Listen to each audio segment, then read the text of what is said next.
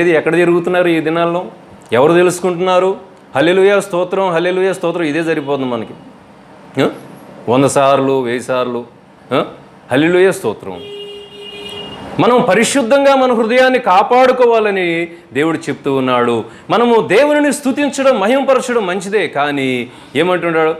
మీరు నన్ను పెదవులతో గణపరుస్తున్నారు, మీ హృదయం నాకు దూరముగా ఉన్నది. అంటే అర్థం ఏంటి?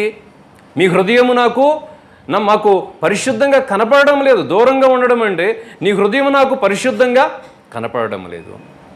ప్రియమైన దేవుని బిడ్డలారా, యేసు రక్తము ఎందుకు అంటే మన పాపములను పవిత్రపరచును. యేసు రక్తం ప్రతి పాపము నుండి మనలను పవిత్రులుగా చేయను. కాబట్టి ఇక్కడ వస్త్రాలు కోల్పోయారు. అందుకే రోమీయులకు రాసిన పత్రికలో ఒక మాట ఉంటుంది, మీరు చూడనవసరం లేదు. 3వ అధ్యాయం 23వ వచనంలో ఏమంటుంది? ఏ భేదము లేదు, అందరూ పాపము చేసి దేవుడు అనుగ్రహించు మహిమను పొందలేకపోతూ ఉన్నారు. ఏ భేదము లేదు, అందరూ పాపం చేసి దేవుడు అనుగ్రహించు మహిమను పొందలేకపోతున్నారు అని చెప్పి రాయబడి ఉంది. అయితే దేవుడు అనుగ్రహించు మహిమను మనం పొందాలంటే ఏంటో రోమీయులకు రాసిన పత్రిక 2వ అధ్యాయము 7 నుండి 10 వచనాలు చదవమా. సత్క్రియను ఓపికగా చేయుచు మహిమను ఘనతను అక్షయతను వెదకు వారికి నిత్య జీవము దొరుకుతుందనమాట. కాబట్టి అక్షయతను మహిమను ఘనతను అంట మనము వెదికే వారిగా ఉన్నప్పుడు ఏం దొరుకుతుంది? మనకి నిత్య జీవం దొరుకుతుంది. నిత్య జీవం అంటే మనం కోల్పోయినటువంటి మహిమ దేవుడు మరలా మనకి దానిని అనుగ్రహించేవాడిగా ఉన్నాడు. కాబట్టి మనమందరమును కూడా మరి గ్రహించవలసినటువంటి విషయము అదేనమాట. ఇంకా నిర్గమాకాండం ఒకసారి చూడండి. నిర్గమాకాండము 29వ అధ్యాయము 21వ వచనం. నిర్గమాకాండము 29వ అధ్యాయం 21వ వచనం. అంటే దేవుడు మనకి ఎలాంటి వస్త్రాలను ఇవ్వాలని ఆయన కోరుకుంటున్నాడో అక్కడ వ్రాయబడి ఉంది.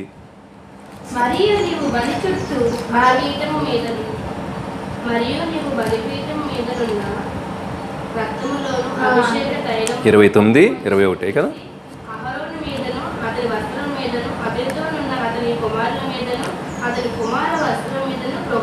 చాలు.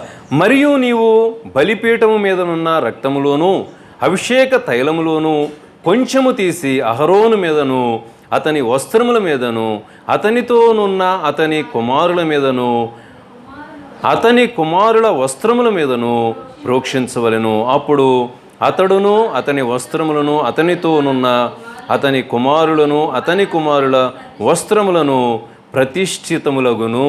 చూసారా, రక్తము ఏం చేస్తూ ఉన్నదంటే మనుషుల రక్తము మనిషిని ఆ పాపం తీసివేయలేదు. ఏదో ప్రాణంతో బ్రతకడానికి రక్తదానం అనేటువంటిది చేస్తూ ఉన్నాం. ఎవరికైనా రక్తము తక్కువైనప్పుడు, రక్తహీనత ఉన్నప్పుడు వేరే వ్యక్తి యొక్క రక్తాన్ని ఎక్కిస్తూ ఉంటారు.